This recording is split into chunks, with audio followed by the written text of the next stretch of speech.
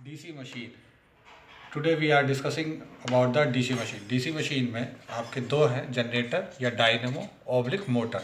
तो DC machine में generator या मोटर आपको इसमें पढ़ना है। ये इसमें जो है टाइप्स होती है। इसमें दो टाइप्स की है mainly, separately excited and self excited. Self excited में देखिए क्या है, इसमें जो है आपका एक फील्ड वाइंडिंग होता है, एक आर्मेचर वाइंडिंग होता है। जो मूव करता है this is called armature winding, जो मूव नहीं करता वो फील्ड वाइंडिंग है। यानी कि ये this is stator, this is the rotor. अब उसके अंदर जो है ये हमने अभी जनरेटर लिया है। जनरेटर का एक सर्किट डायग्राम दिखाया आपको। इसमें बैक ईएमएफ ये आर्मेचर है जिसके अंदर वोल्टेज इंड्यूस होता है। प्राइम मूवर इसको घुमा रहा है तो वोल्टेज इंड्यूस हो रहा है।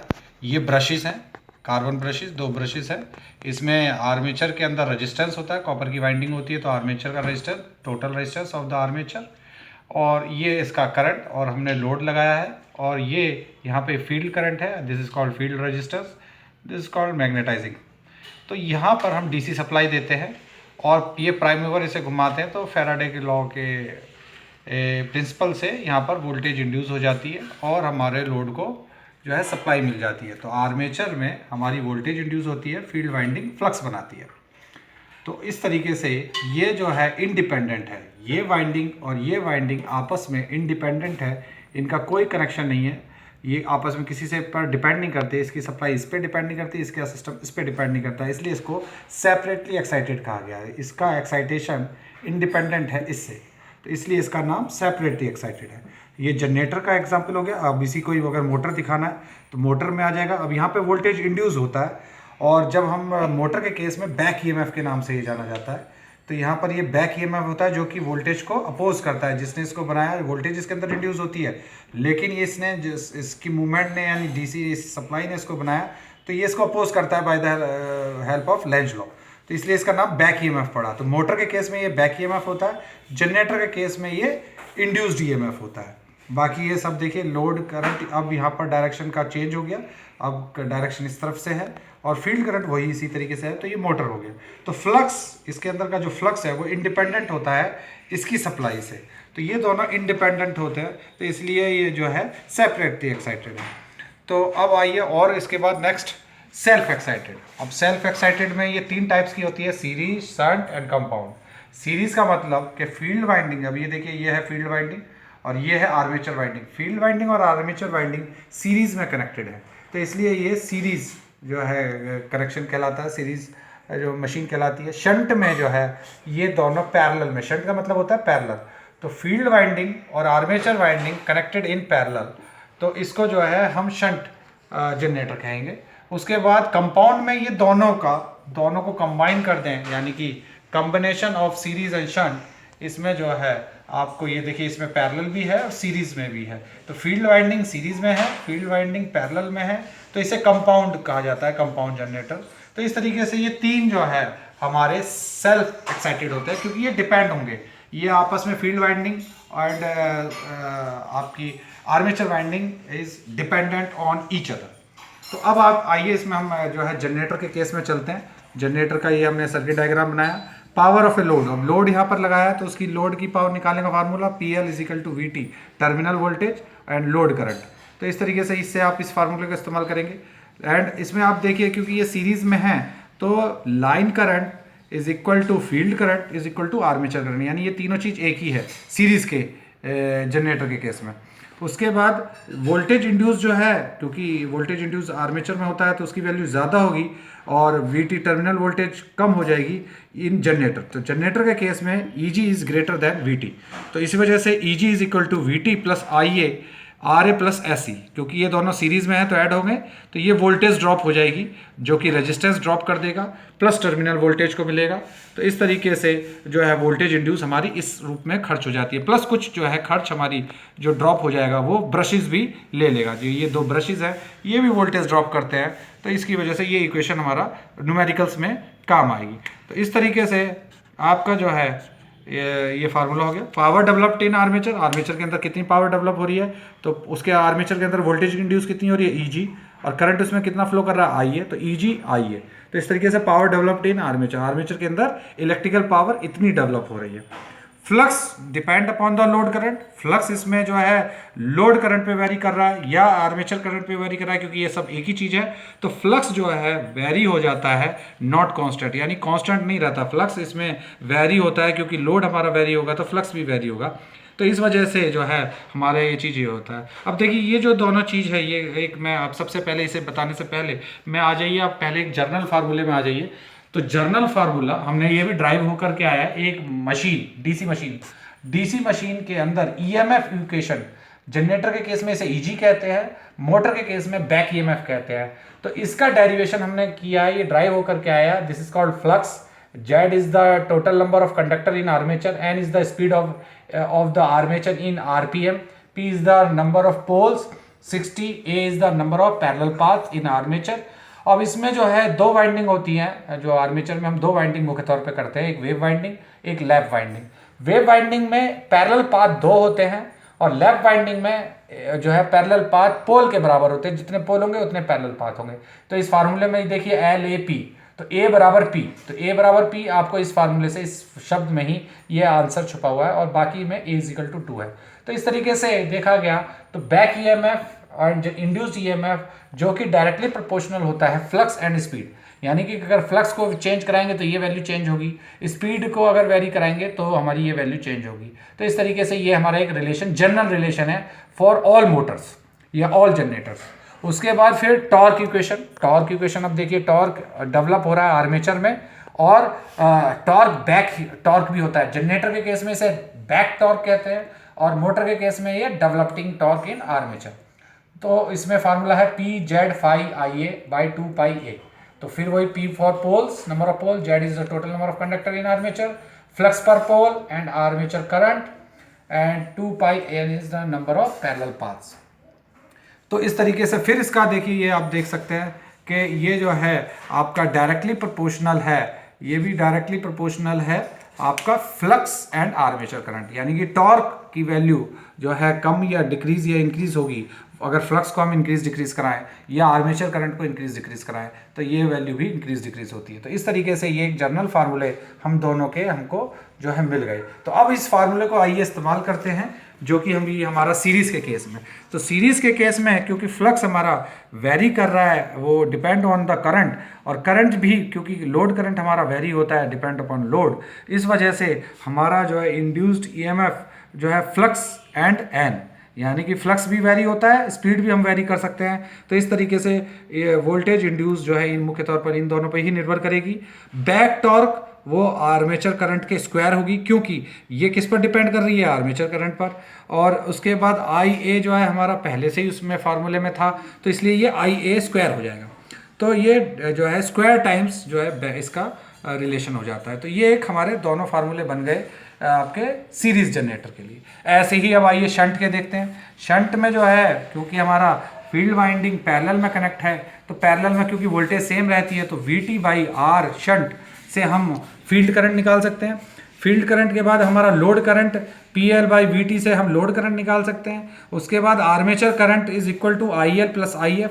ये देखिए आर्मेचर करंट यहाँ से चला, कुछ करंट फील्ड करंट की तरफ चला गया, बाकी करंट जो है लोड को मिल गया। तो इस तरीके से ये रिलेशन हमें मिल गया, ठीक है। उसके बाद हमारा EG, क्योंकि हमारी वोल्टेज इंड्यूस ज़्यादा होती है, तो EG जो है हमारी इज इक्वल टू होती है terminal voltage plus IARA plus voltage drop of a brushes. तो ब्रश में जितना वोल्टेज ड्रॉप हुआ प्लस जो रेजिस्टेंस आर्मेचर का रेजिस्टेंस ड्रॉप कर गया प्लस जो है टर्मिनल वोल्टेज को। इस तरीके से ये हमारा जनरेटर का एक शंट के लिए इक्वेशन बन गया। अब क्योंकि फ्लक्स जो है वो फील्ड करंट पे डिपेंड करता है, और फील्ड करंट हमारा टर्मिनल वोल्टेज पर डिपेंड करता है, और जो कि टर्मिनल वोल्टेज हमारी ऑलमोस्ट कांस्टेंट होती है, तो इस वजह से ये क्या वैल्यू हो गई, पूरी कांस्टेंट हो गई। तो ये कांस्टेंट होने की वजह से, इसमें फ्लक्स कांस्टेंट होने की वजह से EG जो है डायरेक्टली प्रोपोर्शनल टू फिर N रह जाता है, क्योंकि फाई जो आया था वो भी कांस्टेंट पार्ट हो गया, तो इसी के अंदर इन्वॉल्व हो गया, तो इसीलिए EG अब N के बराबर हो गया। ऐसे ही back torque is directly proportional to IA। तो नॉर्मली हमारा फ्लक्स कांस्टेंट रहता है, तो ये फार्मूले हमारे जनरेटर के केस में हमारे शंट के लिए हो गए। कंपाउंड में ये दोनों मिक्स होता है, इसलिए मैं ये कंपाउंड में ये दोनों चीज़ इसके अंदर इन्वॉल्व हो जाएंगी, तो ये इसके अंदर आ जाएगा। अब आइए देखिए, अब हमने ये तो अभी जनरेटर का लिया था, अब आइए मोटर के केस में आ जाइए। DC series motor. में अब आपको यही डायग्राम, फिर से वही डायग्राम मैंने बनाया है, बस इसमें डायरेक्शन ऑफ करंट क्या हो जाएगा, अब वहां पर लोड की जगह हमने डीसी की सप्लाई देनी है और लोड का करंट जो था वो डायरेक्शन ऑफ उसका करंट क्या हो गया, इधर से ये जो है डायरेक्शन चेंज हो गया, अपोजिट हो गया और ऐसे करते हुए इसके अंदर से फ्लो हो गया। तो अब इसमें बैक ईएमएफ हो जाता है, वोल्टेज इंड्यूस जो होती है उसका नाम बैक ईएमएफ है क्योंकि ये अपोज करता है सप्लाई का। तो इस तरीके से जो है अब इसके फार्मूले देखिए, बाकी फार्मूले तो सेम रहेंगे जो हमने अभी पहले बताए थे, बस थोड़ा सा जो चेंज है वो मैं आपको बता रहा हूं। तो बैक ईएमएफ अब कम होगा टर्मिनल वोल्टेज के मुकाबले, तो टर्मिनल वोल्टेज ज्यादा होती है, बैक ईएमएफ कम होती है। तो अब वीटी जो है is equal to EB plus I A R A plus S series में plus voltage drop of a brushes. तो यहां पर देखिए इंटरचेंज हो गया, ये ईबी पहले यहां था, वीटी यहां था, तो इंटरचेंज हो गया मोटर के केस में। फ्लक्स क्योंकि वेरी करता है, नो कांस्टेंट नहीं रहता है, इस वजह से ये जो फॉर्मूले थे जो हमारे अभी उससे पहले हमने जनरेटर में दिए थे देखे थे, वो ये एज इट इज ही इसमें भी रहने वाले। तो बाकी फार्मूले तो जो उसमें थे वही हमारे इसमें काम आएंगे, जो थोड़ा सा चेंज था वो मैंने आपको बताया। अब आ जाइए शंट डीसी मोटर में, डीसी शंट मोटर में। डीसी शंट मोटर में अब आपका देखिए फिर वही डीसी सप्लाई दी लोड की जगह, अब ये करंट यहाँ से चला, कुछ फील्ड करंट में चला गया, कुछ बाकी आर्मेचर करंट में आ गया, तो यहाँ बैक ईएमएफ है। तो फिर ये देखिए इससे फार्मूला थोड़ा सा चेंज आ गया, अब load current is equal to armature current plus field current. पहले ये चीज जनरेटर के केस में ये आगे था, ये पीछे था, तो इस तरीके से ये फार्मूला जो है थोड़ा सा चेंज है आपके मोटर के केस में। ऐसे ही वीटी अब क्योंकि जो है बड़ा है, ईबी छोटा है, तो इसलिए ये वीटी आगे आ जाएगा और ई जो है बाद में आ जाएगा मोटर के केस में, plus I A R A end voltage drop of A brushes. तो इस तरीके से फ्लक्स फिर इसमें कांस्टेंट रहता है नॉर्मली, तो इसीलिए ये हमारा बैक ईएमएफ है वो स्पीड पर डिपेंड करता है और टॉर्क जो है वो आर्मेचर करंट पर डिपेंड करती है। ये हमारा जो है नॉर्मली जो है इसमें फ्लक्स कांस्टेंट रहता है। अब इसकी वजह से, ये इसकी खासियत की वजह से, ये डीसी मोटर की खासियत है जिसकी वजह से इसका जो डायग्राम जो करेक्टरिस्टिक है स्पीड वर्सेस टॉर्क, इसकी करेक्टरिस्टिक इस तरीके से आती है डीसी सीरीज की, यानी कि नो लोड पर हमारी स्पीड बहुत हाई होती है, बहुत डेंजरस स्पीड होती है। तो इसकी वजह से हम इसी मोटर को कभी भी नो लोड पर रन नहीं कराते। नो लोड पर रन कराएंगे तो इसकी स्पीड बहुत हाई हो जाएगी और वो डैमेज हो जाएगी, इसलिए कभी भी हम डीसी सीरीज मोटर को नो लोड पर कभी स्टार्ट नहीं करते, उस पर लोड डाल करके रखते हैं, तभी जो है सीरीज मोटर को ऑन करते हैं। इसीलिए इस कैरेक्टरिस्टिक की वजह से हम इसको जो है वहाँ पर इस्तेमाल करते हैं जहाँ पर हमारा लोड इज़ वेरिंग। तो जिस तरीके से जैसे कि हम एलिवेटर्स में इसका इस्तेमाल करते हैं, आपकी ट्रैक्शन यानी कि ट्रेन में इस्तेमाल करते हैं, हमारी जो है लिफ्ट में हम इसको इस्तेमाल करते हैं, तो इस तरीके से हम लोग जो है इस मोटर को इस्तेमाल करते हैं। अब आ जाइए शंट में, क्योंकि देखिए स्पीड के वर्सेस में जो है थोड़ा सा स्पीड स्लाइटली जो है डाउन हो रहा है, आइडियल के से थोड़ा सा डाउन हो रहा है, तो शंट मोटर में थोड़ी सी साउंड है। तो इससे ये है कि ये ऑलमोस्ट कांस्टेंट स्पीड है, यानी कि लोड डालने के बाद स्पीड थोड़ी सी कम होती है, ज़्यादा कम नहीं होती। तो हम ये कह सकते हैं कि ये कांस्टेंट स्पीड ऑपरेशन के लिए काम आती है, जहाँ पर स्पीड को हमें वेरिएशन नहीं चाहिए, स्पीड कांस्टेंट चाहिए, वहाँ पर हम इस मोटर का इस्तेमाल करेंगे। जैसे कि डीसी का फैन हो गया, डीसी की मोटर्स में जहाँ पर आपको लेथ मशीन में आपको चाहिए, तो इस तरीके से हम इनकी एप्लीकेशन है डीसी शंट मोटर की। अब आइए, जब हमें जो है डीसी की मोटर में हमें न्यूमेरिकल्स में काम आएंगे डीसी मोटर में, तो हम लोग क्या करेंगे कि डीसी मोटर में वो एक कंडीशन देगा कि भाई नो लोड पर हमारी इस वक्त स्पीड इतनी थी और अब फुल लोड पर अब क्या स्पीड होगी। तो इस केस में हमें क्या करना होगा, पहले हम EB1 निकालेंगे, एक केस वो देंगे EB1 निकलवाने के लिए आपसे, एक केस से आप EB1 निकालेंगे, दूसरे केस से आप EB2 निकालेंगे।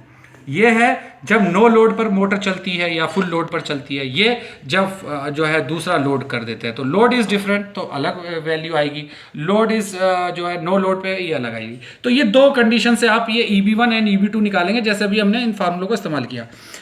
फ्लक्स वो जो है वेरी हो रहा है, फ्लक्स का वो वैल्यू देगा आपको, स्पीड भी हमारी जो है एक स्पीड वो दे देंगे, दूसरी स्पीड आपसे पूछा जाएगा। तो इस फार्मूले का आप इस्तेमाल करेंगे कि जब आपको स्पीड की एक कंडीशन दे दी जाएगी, दूसरी कंडीशन से आपसे स्पीड पूछेगा, तो बाकी सारी चीज़ इसमें दी जाएगी, आपसे दूसरी स्पीड जो है आपसे पूछा जाएगा कि अब मोटर की स्पीड बताइए कि अब कितनी है जब हमारी मोटर हाफ लोड पर या फुल लोड पर चलती है। तो इस तरीके से ये फार्मूला हमको काम आएगा, ये सीरीज मोटर के लिए है। टॉर्क इसके अंदर क्योंकि वेरी करता है स्क्वायर टाइम्स, इसमें जो है स्क्वायर टाइम्स जो है इसके अंदर टॉर्क करता है, तो ये फार्मूला भी आपको जो है काम आएगा। तो ये आपकी एक कंडीशन के लिए टॉर्क हो गई। दूसरी कंडीशन अगर टॉर्क जो है वो कांस्टेंट नहीं रखता है, न्यूमेरिकल के अंदर वो टॉर्क को भी वेरी कराता है, तो इस तरीके से करंट भी क्या होंगे, वेरी होंगे। तो ये फार्मूला भी काम आएगा जब टॉर्क वेरी हो रहा है। अगर टॉर्क क्या है वो कि कांस्टेंट है तब ये फार्मूला नहीं लगेगा, अगर वो टॉर्क भी वेरी हो रहा है तो इसके बेस पे फिर ये फार्मूला भी लगेगा। तो ये दोनों फार्मूले से आप अपने न्यूमेरिकल को सॉल्व करेंगे डीसी सीरीज मोटर के न्यूमेरिकल्स को। अब डीसी शंट मोटर में क्योंकि फ्लक्स कांस्टेंट होता है, नॉर्मली फ्लक्स जो है हम ऑलमोस्ट कांस्टेंट रखते हैं, तो इस वजह से जो है यहाँ पर ये फार्मूला थोड़ा सा चेंज होकर के फ्लक्स यहाँ से जो है नहीं रहेगा, बाकी ये फार्मूला एज इट इज रहेगा। ऐसे ही टॉर्क में वहाँ पर स्क्वायर की जगह हमारा आई आ जाएगा। तो इस तरीके से ये दोनों फार्मूले हमारे डीसी शंट मोटर के लिए काम आएंगे। ये एक स्टेज, एक कंडीशन है, ये एक कंडीशन है, आपको ये दोनों दी जाएगी। एक N1 आपको दे दिया जाएगा, पूछा जाएगा आप बताइए कि N2 क्या है। ऐसे ही टॉर्क, एक टॉर्क जो है दे दिया जाएगा, दूसरा टॉर्क भी दिया जाएगा, एक करंट दिया जाएगा, तो दूसरा करंट आप खुद निकालेंगे। तो इस तरीके से ये वाली वैल्यू भी आपको ये फार्मूला इस्तेमाल होगा जब टॉर्क जो है कांस्टेंट नहीं रहता, टॉर्क को भी हम वेरी कराएंगे, तो इस तरीके से फिर हमारा करंट भी वेरी होगा और उससे फिर हमारा ये EV और EV2 निकलेगा और फिर N2 निकलेगा। तो ये दोनों का इस्तेमाल होगा जब हमारा टॉर्क कांस्टेंट नहीं रहता, और अगर टॉर्क कांस्टेंट रहता है तो हम इसको इस्तेमाल नहीं करेंगे, फिर सीधा हम बस इस फार्मूले का इस्तेमाल करेंगे। तो हम अपने डीसी शंट मोटर के न्यूमेरिकल्स में हम इन दोनों का इस्तेमाल करेंगे, जिसमें कि हमें फ्लक्स जो है नॉर्मली कांस्टेंट होता है। कभी कभी फ्लक्स आपको कांस्टेंट नहीं रखेगा, डीसी शंट मोटर के अंदर फ्लक्स को भी कांस्टेंट ना करके वो वेरी कराए, तो फिर वो जो है आप इसमें फाई का इस्तेमाल करेंगे, इसमें भी फाई का इस्तेमाल करेंगे, इसमें भी फाई का इस्तेमाल करेंगे और इसमें भी फाई का इस्तेमाल करेंगे। तो इस तरीके से इस न्यूमेरिकल का ध्यान रखिएगा। अब आ जाइए उसके बाद स्पीड कंट्रोल। अब इसमें देखिए स्पीड कंट्रोल अगर आपको करना है तो स्पीड कंट्रोल के इसमें जो है दो ही तरीके हैं हमारे पास स्पीड कंट्रोल करने के। एक तो है आपका फील्ड कंट्रोल। तो फील्ड कंट्रोल करना, फील्ड कंट्रोल हमारा अब स्पीड जो रेटेड स्पीड से, यानी मोटर की जो स्पीड है उससे ज़्यादा स्पीड अगर हमें चाहिए तो हम फील्ड कंट्रोल से हम उसको कर सकते हैं। यानी फील्ड कंट्रोल कैसे करते हैं? Bye inserting the resistance in the field. Field winding के अंदर रेजिस्टेंस की वैल्यू क्या कर दीजिए? इंक्रीज कर दीजिए। उससे क्या होगा? करंट जो है डिक्रीज हो जाएगा। करंट डिक्रीज हो जाने से फ्लक्स जो है डिक्रीज हो जाएगा। फ्लक्स डिक्रीज हो जाने से स्पीड क्या हो जाएगी? आपकी इंक्रीज हो जाएगी। तो नॉर्मली स्पीड आपकी जो है बढ़ जाती है आपका इस वाले कंट्रोल से। टॉर्क, इस कंडीशन में टॉर्क क्या हो जाता है? वेरी हो जाता है। टॉर्क जो है इसके अंदर वेरी होता है, टॉर्क कांस्टेंट नहीं रहता और पावर कांस्टेंट रहती है। इस वाले ऑपरेशन में power is constant but torque is very. तो इस तरीके से टॉर्क घट जाता है, बेसिकली इसके अंदर टॉर्क जो है कम हो जाएगा, यानी स्पीड जब आप बढ़ाएंगे तो टॉर्क डिक्रीज हो जाता है। दूसरा कंट्रोल है आर्मेचर कंट्रोल, जिसके अंदर स्पीड्स आपको कम मिलती है। रेटेड स्पीड से आपको अगर मोटर कम वेरी करानी है, स्पीड उसकी वेरी करानी है, तो आप आर्मेचर कंट्रोल करेंगे। इसमें आपके पास दो तरीके हैं कंट्रोल करने के। Bye inserting the resistance in armature, armature के अंदर का रेजिस्टेंस आप उसमें इंक्रीज कर दीजिए तो आपकी जो है ये वैल्यू आपका ये कंट्रोल हो जाएगा।